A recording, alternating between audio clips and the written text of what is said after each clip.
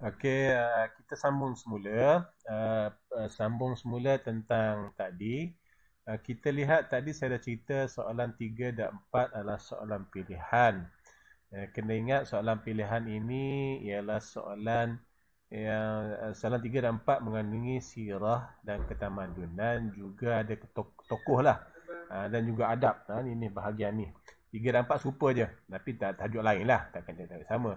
Tapi yang paling pentingnya ialah awak kena pilih salah satu daripada tajuk. Pada nombor ni, nombor 3 atau nombor 4. Dia ada tokoh di sana. Dan yang kita kena jaga-jagalah. Bila menjawab tu kena ingat fakta, sejarah, kita sirah, kena ingat tentang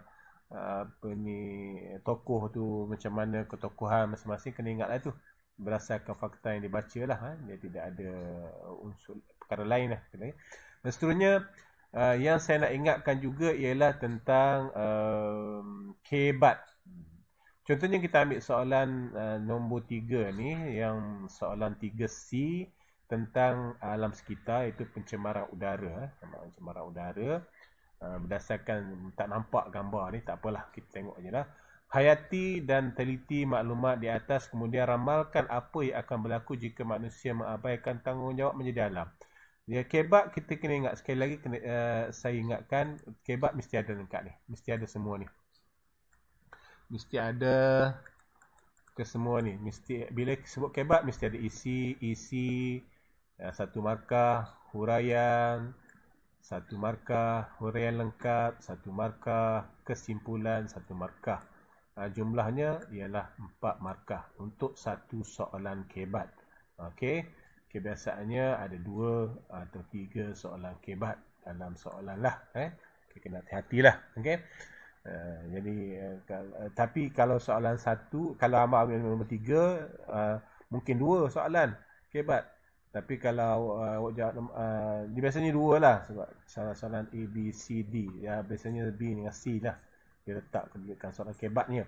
Okey, tak apa. Okey, apa jawapan dia kepada soalan tadi? Hayati dan teliti lah. Okey, mesti ada ke? Mesti ada. Yang tadi kita lihat, cuba saya dah bekalkan, nanti saya akan postkan ni semua kepada awak untuk melihat jawapan lah. Tapi yang pertama, kedua soalan dan trial ni, dan juga soalan skema saya akan bagikan pada awak yang risau, insyaAllah. Okey, contoh ini. Ini contoh yang soalan kita tadi, alam sekitar tadi kan.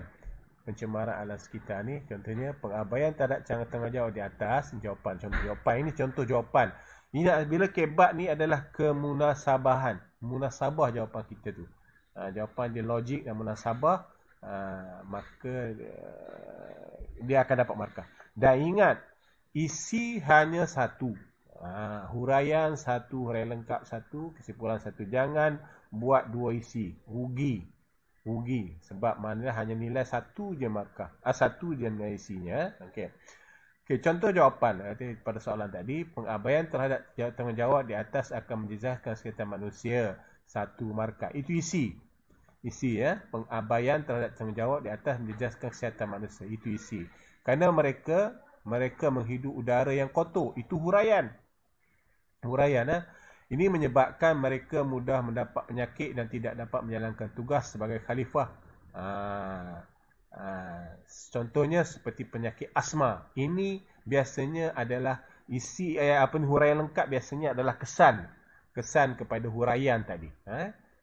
Dia akan memberi biasanya isi, dia ada huraian kepada isi, dan seterusnya dia ada mencerita. Huraian lengkap pula ialah kesan kepada huraian tadi. Biasanya begitulah soalan kebat ni. Okey, dan akhir sekali ialah kesimpulan. Oleh itu, ataupun terpulanglah ayat yang macam mana, tapi yang paling senangnya ialah perkataan oleh itulah.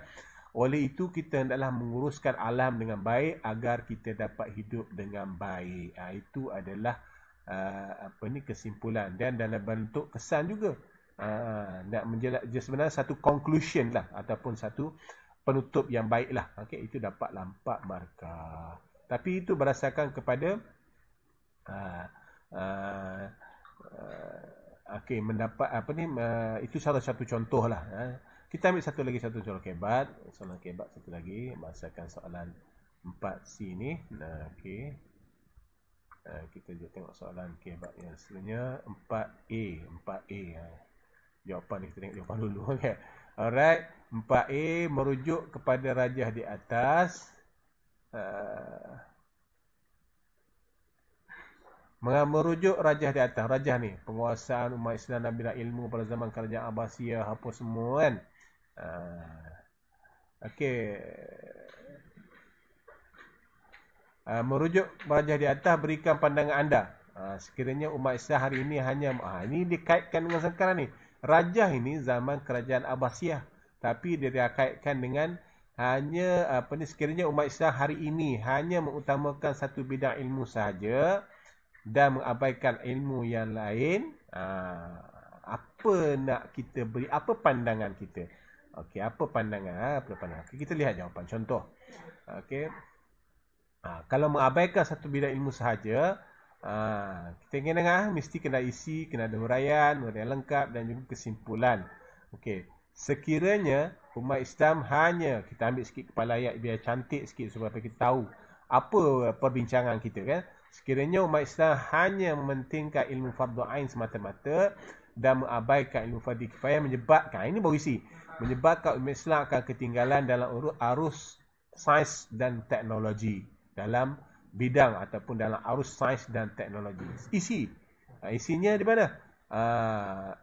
Ketinggalan, umat Islam akan ketinggalan dalam arus sains dan teknologi. Ini adalah isi. Yang tadi sekiranya umat Islam itu adalah baru kepala ayat, kan? Keadaan negara umat Islam akan menjadi mundur dan kemiskinan akan berleluasa, itu huraian. Kesan kepada isi tadi.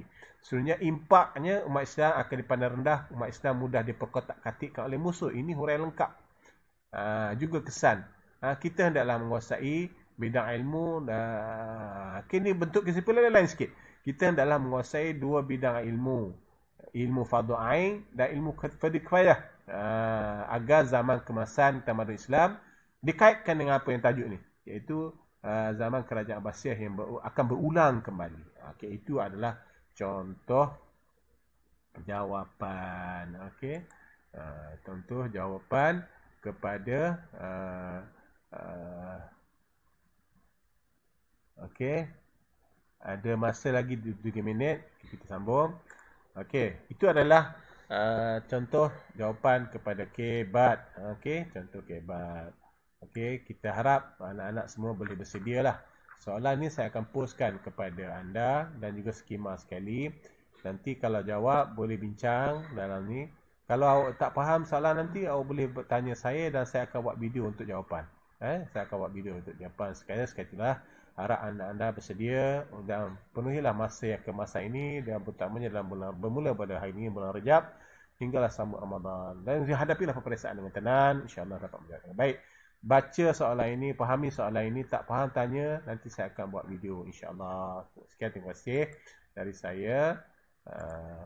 Assalamualaikum warahmatullahi wabarakatuh.